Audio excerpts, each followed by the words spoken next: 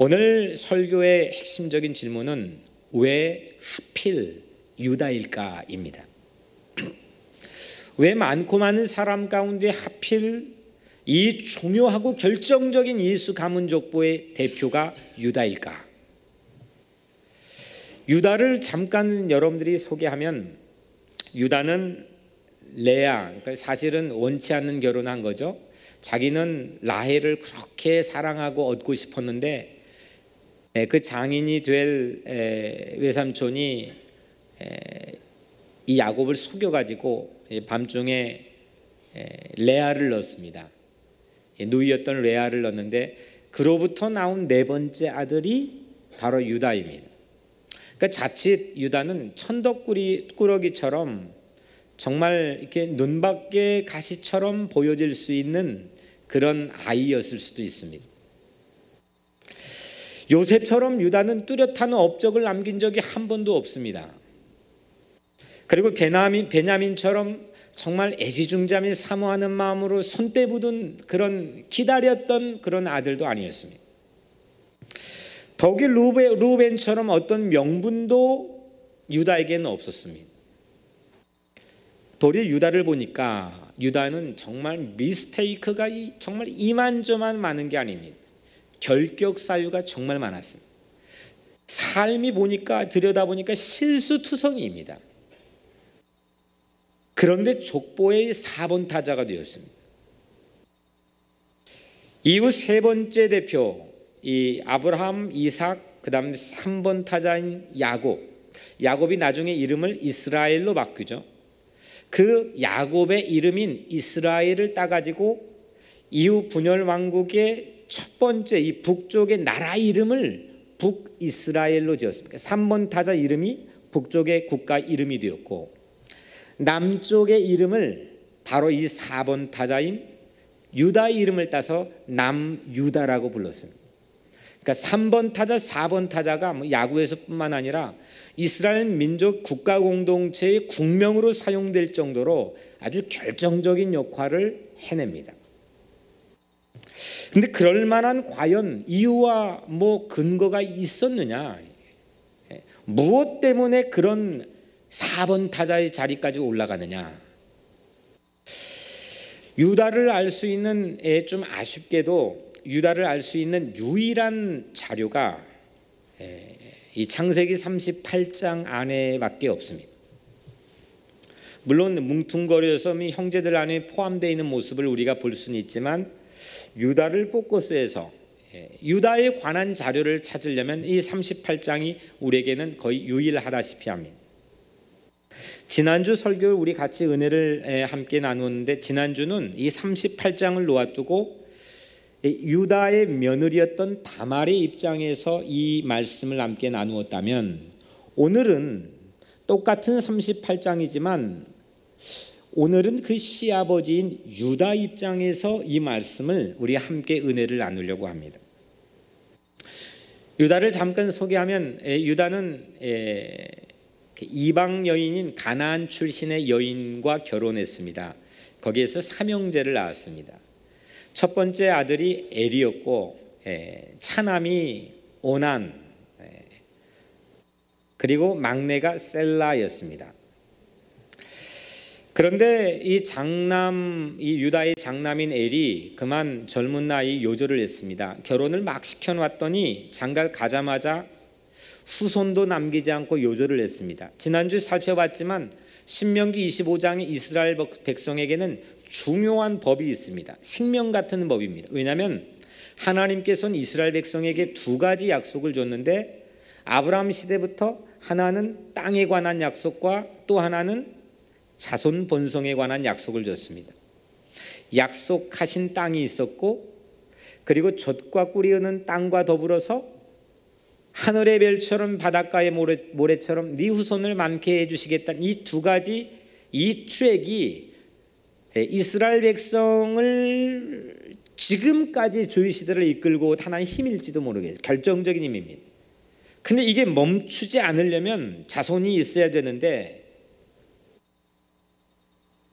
만약에 이제 우리 지난주에 살펴봤지만 장남이 엘이 죽었습니다. 죽었는데 후손을 남기지 않았어요. 이런 경우를 대비해서 이런 경우에 형수는 이 동생, 남동생과 의무적으로 결혼을 해야 됐습니다. 이 남동생을 꼬엘이라고 불렀죠. 반드시 이건 해도 되고 안 해도 되는 게 아니라 이 형수와 결혼을 해가지고 자손을 낳아야만 되는, 그래야 이 공동체가 유지가 되는 그런 중요한 사명을 법으로 제정해 놓았습니다. 그런데 이 두 번째 차남인 오난이 결혼을 했습니다. 그래서 결혼을 했는데 이게 만약에 낳아도 이건 내 거가 아니잖아. 이 아이가 내 이름에 올라오는 게 아니잖아. 뭐 이런 이기적인 마음을 잠시 품고 그 형수와 동침한 순간 땅에 설정하였더라라고 오늘 말씀에 나와 있습니다. 하나님께서 그걸 악하게 보시고 이 오난이 죽게 되었습니다. 이런 경우의 상황을 의학적 용어로, 그러니까 이런 이 아이를 낳지 못하는 이런 경우를 의학적 전문적인 터미놀로지로 뭐라고 부르냐면 실제 오나니즘이라고 부릅니다. 그러니까 여기에서 유래를 한 거죠. 그런데 이제 막내만 남았습니다. 이게 이 광경을 지켜본 시아버지가 이건 안절부절합니다. 이거 어떻게 하지? 첫째, 둘째 다 죽었습니다. 이거 막내까지 줬다가는 이게 살이 낀 이 며느리 때문에 막내도 자칫 잃어버릴 수 있겠다는 두려움이 들어왔습니다. 그래서 이 유다의 시아버지가 이 다말을 명분을 만들어 놓고 사실상 쫓아냅니다. 친정으로 쫓아냅니다. 가서 이 셀라 막내가 자랄 때까지 너 반드시 정절을 지키고 기다리라고 합니다. 세월이 흘렀습니다. 세월이 흘러서 유다의 아내가 죽었습니다. 유다의 아내가 죽고 장례식이 막 끝나자마자 유다 이 시아버지가 모처럼 양들을 끌고 여행을 떠납니다. 이 소식을, 이 뉴스를 며느리인 다말이 듣고 무슨 연유인지 변장을 하죠. 너울을 쓰고 과부의 옷을 벗고 시아버지가 오겠다 하는 길목에 서서 창녀로 변신을 하고 변장을 하고 기다렸습니다. 그 길을 아니나 다를까 이 시아버지가 지나치면서 뭐 자부일 거라고는 꿈에도 생각하지 못했고 알아보지도 못했지만 그 창녀에게 흥정을 합니다. 이 다말이 그 시아버지하고 하룻밤을 보내게 되면서 약조물을 요구하죠. 도장, 끈, 지팡이 세 가지. 나하고 만약에 이 같은 하룻밤을 보내려면 이 세 가지 약조물을 달라고 부탁을 해서 그걸 받고 하룻밤을 보내게 됩니다. 3개월이 흘렀습니다. 3개월이 흐른 후에 이 시아버지가 아주 회개망측한 소식을 듣게 됩니다. 며느리가 임신을 했다는 겁니다. 행음을 해서 임신했다는 소식을 듣고 곧장 그를 끌어내어 화형에 불사를 하고 엄명을 내립니다.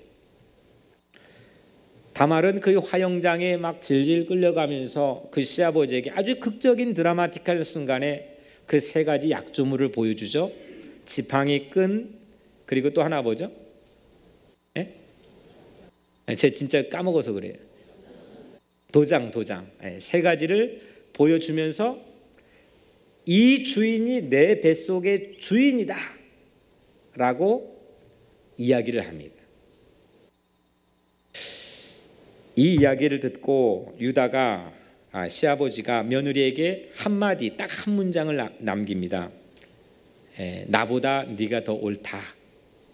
그리고 그 임신한 뱃속에서 쌍둥이가 나왔는데 베레스가, 거기 쌍둥이 나온 베레스가 오늘 5번째 유다 이 예수 가문 족보에 이름을 올리게 됩니다. 아니 삼류소설 같은 이 이야기, 아니 평상시에 이게 좀 잘 여기에서 무슨 캐리그마를 길어 올릴까 참 난감한 이 이야기, 성경에 이런 얘기 들어가도 돼? 라고 생각할 법한 이 이야기에 왜 하필 그 이야기의 주인공처럼 쓰여지는 유다를 예수 족보의 4번 타자로 올렸을까요? 이게 오늘 말씀에 제차 드리는 질문입니다.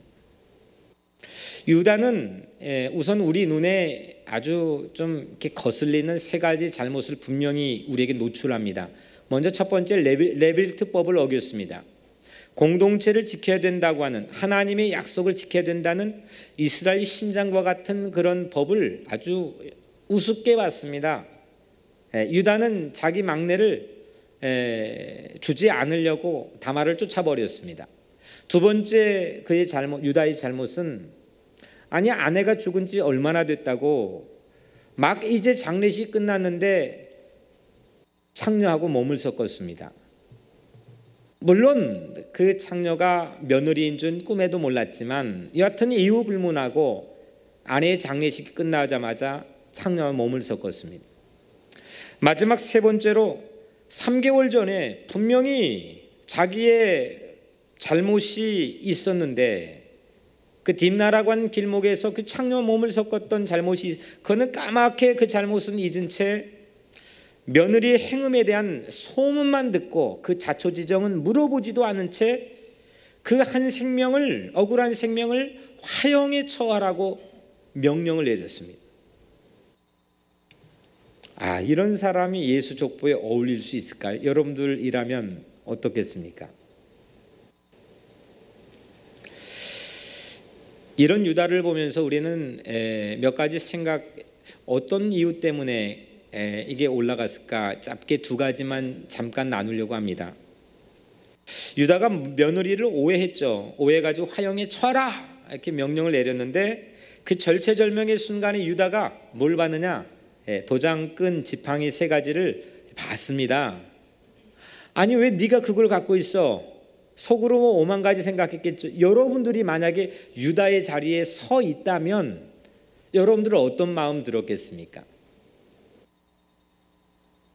유다의 자리에 그 똑같은 컨텍스트의 여러분들이 그 유다의 자리에 서 있다면 그걸 보는 순간 어떤 마음 여러분들에게 들었겠습니까? 그 약조물을 눈치챈 유다가 우리에게 남겨놓은 문장은 딱 한 문장이고 그 문장은 2 단어로만 이루어져 있습니다. 히브리어로 2 단어인데 제드카 민메니, 제드카 민메니라고 하는 2 단어입니다.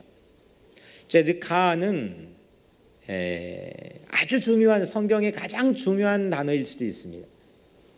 제데크, 이거는 우리 지난주에 갈라디아서 거기서 가장 중요한 단어 중에 하나인, 우리가 흔히 의인론 할 때 쓰는 이렇게 올바르다, 정의롭다, 의롭게 봐준다, 이거를 제데크라고 부릅니다.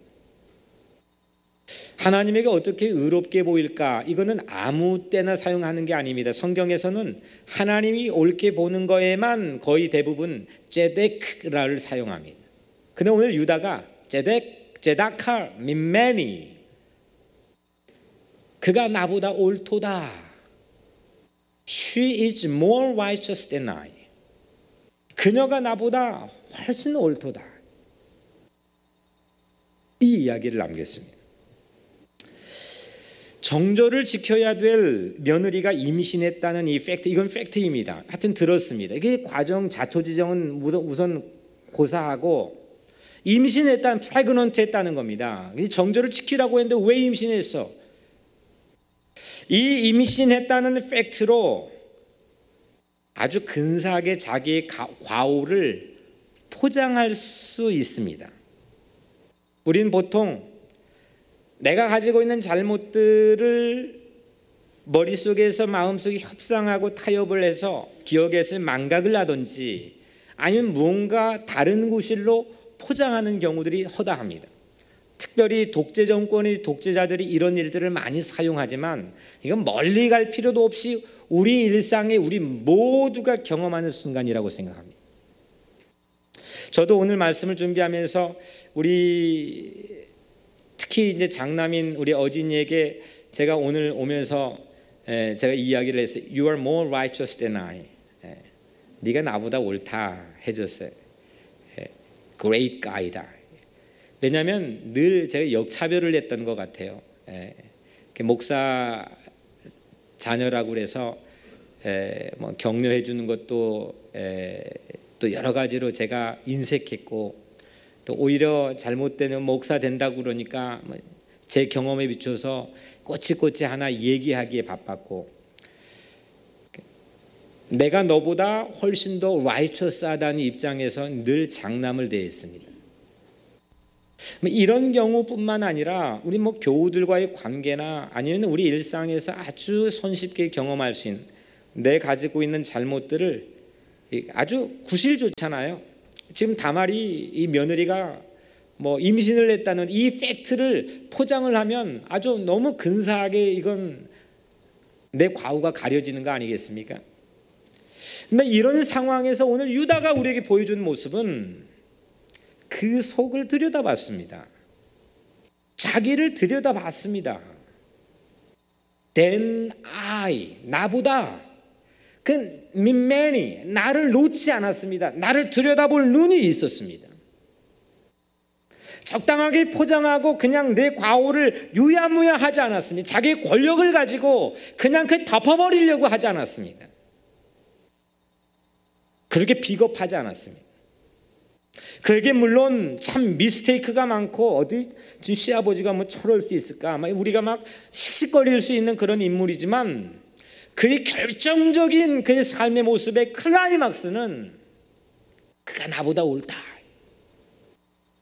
그 팩트를 듣고 그 약조물을 본 순간, 감히 네가 시아버지한테 이게 대들어? 내가 지금 어떤 자리에 있는데? 그렇게 하면 그는 이미 집행이 결정된 순간이기 때문에 그냥 화형장으로 불태워버리면 됩니다. 근데 그렇게 하지 않았습니다. 자기를 들여다보았습니다. 주저하지 않았습니다. 저는 오늘 유다처럼 우리도 이게 다말이 아니라, 유다가 다말에게 했는데 이게 다말이 아니라 오늘 유다를 보고 이렇게 말할 수 있는 사람이, 이게 정말 4번 타자 자격이 됩니까? 아니 4번 타자는 무슨 퀄리파이가 됩니까? 근데 그 유다를 보고 You are more righteous than I, 네가 나보다 훨씬 낫다, 이렇게 말하면서 우리 각자 스스로의 삶을 유다처럼 참회할 수 있는 진실성이 오늘 여러분들에게 있기를 주의 이름으로 축원합니다. 이게 훌륭한 겁니다. 오늘 아까 누가 우리 김수잔나 집사님이 우리 간증했나요? 신앙의 가장 첫걸음, 진짜 기가 막힌 수지 맞는 은혜를 받기 위해서는 나를 봐야 됩니다. 죄를 봐야 됩니다. 그러지 않고서는 절대로 복음에 접근할 수가 없습니다. 그래야 우리의 삶이 자유로워질 수 있습니다. 유다요, 동생 요셉을 어떻게 했습니까? 동생 요셉을 우리 잘 알잖아요. 이스마엘 상인에게 노예로 팔았던, 물론 수십 년 전 얘기겠지만 그 유다 자신의 오래전 과오는 둘째 치고라도 3개월 전에, 아직도 생생한 기억이 있는 3개월 전에 자기의 치명적인 잘못도 기억에 사라졌습니다. 누군가를 정죄하기에 바쁘면 이렇듯 내 잘못은 쉽게 망각하는 법입니다. 보통 우리 하는 말, 주제 파악 좀 하지, 이거 못하고 사는 게 비일비재합니다. 저부터도 그렇고 여러분들은 어떻습니까? 내 눈에 있는 큰 들보는 보지 못하고 남의 눈에 있는 티 좀 봐라, 이거 이렇게 더러워서 되겠나 하고 사는 정말 웃지 못할 풍경들이 우리 각자의 삶을 통해 혹시 비크리스천에게 비춰진다면, 오늘날 교회가 가지고 있는 권력이 범하는 큰 누가 아마 그런 모습 아닐까도 생각해 봤습니다. 그런데 나보다 유다가 더 오를 수 있는 것은, 유다가 다말에게 네가 나보다 더 옳다고 말한 것은 참회하는데 게을리하지 않았다는 겁니다. 맑은 영성을 가지고 있는 거죠. 실수도 하고 잘못도 할 수는 있었지만 그 영혼이 윤동주가 지었던 서시처럼 하늘을 우러러 한 점 부끄러움이 없으려고 사는 그런 마음의 삶의 순간을 한 발자국 한 발자국 내디뎌가는 그런 진실한 크리스찬의 삶의 모습, 진지한 크리스찬의 삶의 모습이 오늘 유다에게 있었다는 겁니다.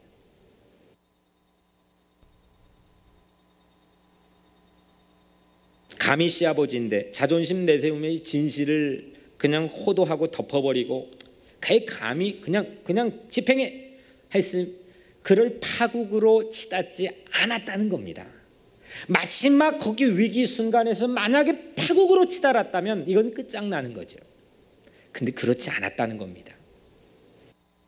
유다는 사면초가에 놓인 며느리 의로움을 시인하는 그런 용기를 우리에게 보여줬습니다. 저는 이 부분이 짜득하 민맨이 너무 멋졌습니다. 고저스, 너무너무 아름다웠습니다. 잘하는 것을 잘한다고 말하는 사람이 많지 않은 시대에 삽니다. 많은 사람들이 쟤보단 내가 더 낫지라고 하는 그런 생각 속에, 그런 위안 속에 사람들이 위로받으며 살려고 하는 게 오늘 세상의 모습입니다. 전부 다 상대 평가에 사로잡혀가지고 상대 비교의 우위에서 그 정도의 수준만 가지고 삶을 살고 있습니다. 지난주 특세에서 갈라디아서 핵심은 율법과 복음이었습니다. 율법은 제가 계속 매일매일 강조했던 율법은 하나님을 위해서 내가 하는 일이었습니다. 말은 좋죠. For God. 하나님을 위해. 근데 전쟁했던 사람, 십자군 전쟁도 있었습니다. 하나님의 이름을 위해서 흑인들을 노예로 사고 파는, 매매하는 아주 생각지도 못할 일도 있었습니다. For God. 사람들은 좋은 일도 하지만 하나님을 위해서 나쁜 일도 했습니다. 근데 율법은 하나님을 위해서 내가 해야 될 일을 우리에게 강요합니다. 아니, 율법이 우리에게 요구하는 걸 어떻게 누가 무슨 재주로 다 그 요구를 채워주고 들어줍니까? 바울의 결론은 이건 우리가 요구를 들어줄 수가 없다. 우리를 노예로 만든다. 결과는, 그래서 율법의 결과는, 율법주의의 결과는 구분짓기입니다. 하나님 나 만날 수 없는 연인 사이, 야 내가 율법을 알고 보니까 이건 넘을 수 없는 벽. 그래서 지성소와 성소 사이엔 휘장이 있었습니다. 못 넘어가는 겁니다. 이방인과 유대인 사이에는 할례 문제로 휘장이 있었습니다. 못 넘어가는 겁니다. 지금 남과 북처럼 유대인과 기독교 사이 2000년 동안 가장 깊은 골이 있었습니다. 율법주의 입사이면 이렇습니다. 그런데 믿음은 거꾸로 하나님이 한 일, 그것도 for us, 우리를 위해서 하나님이 해주신 일, 십자가의 아들 예수 그리스도를 못 박게 하며 우리를 사랑해 주신 일, 우리를 용서해 주신 일, 우리를 품어주신 일, 우리를 괜찮다 해주신 일, 우리를 위로해 주시고 우리를 만져주신 일, 이 일에 참여하는 게 믿음입니다. 그로 인해 이 믿음만 있으면 모든 벽이 허물어졌습니다. 양반 쌍놈의 벽이 허물어졌습니다. 모든 갈등, 모든 분열이 하나 되게 하는 건 믿음의 위력이었습니다. 유무상통을 했습니다. 공동체가 만들어졌습니다. 유다가를 통해 피어난 꽃이 예수 그리스도라면, 하나님이 그 유다를 통해 피어낸 꽃이 예수 그리스도라면, 오늘 우리 각자의 삶을 통해서도 피어낸 꽃이 예수 그리스도가 되시기를 주의 이름으로 간절히 축복합니다. 예수는요, 야 너 이거 잘못했지, 너 뭐뭐 잘못했어, 그걸 끄집어내가지고 길티 필링을 갖게 하고 그 너무 멸망시키려고 하고 정죄하기 위해서 오지 않았다 했습니다. 이건 예수님이 직접 말씀한 어록 Q 자료에 속해 있는 말입니다. 최고 하이 퀄러티, 성경 중에서도 가장 하이 퀄러티의 Q 자료에 속해 있는 자료입니다. 예수님 직접 말씀했습니다. 내가 이 땅에 온 건 정죄하기 온 게 아니고 너희들 구원하고 살리려고 왔다고 했습니다. 그 예수를 믿음으로 우리 제2의 유다가 될 수 있습니다. 여러분들 혹시 이웃들을 어떻게 대해 왔습니까? 자녀들을 어떻게 대해 왔습니까? 남편 아내에게 어떻게 대했습니까? 하나님은 여러분들을 용서하세요. 유다를 정죄하지 않았던 하나님이 유다로 하여금 다말을 정죄하지 않도록 만들어줍니다. 뭐 유다가 뭐 있다고 또 다말 앞에서 자기 캐릭터 때문에, 천성 때문에 전 그렇지 않다고. 하나님이 자기를 용서해 주신 그 사랑을 받았기 때문에 오늘 유다가 다말에게 이런 말을 할 수 있는 겁니다. 이제 하나님이 우리를 용서해 주셨다면 우리도 이웃을 정죄하지 않고 사랑해야 될 줄로 믿습니다. 정죄는 사탄의 가장 고급 전략이고, 사람 흠을 잡고 깎아내리고 자녀에게 상처를 주고, 이거는 사탄의 가장 고급 전략이고 그 끝은 파국입니다. 사랑은 하나님의 가장 고급 전략이고 그 끝은 구원입니다. 하나님의 사랑과 유다의 참회, 이 두 가지가 결국은 유다를 예수족보의 4번 타자로 올리는 데 결정적인 동인이었다고 저는 발견하게 되었습니다. 유다가 그 며느리 앞에 진실한 참회를 하고 하나님의 놀라운 사랑을 자기의 삶을 통해 보여주는 것, 다말을 품었던 유다 시아버지의 마음, 또 유다를 품은 하나님 아버지의 마음, 그 마음이 오늘 여러분들의 마음속에 임하기를 바랍니다.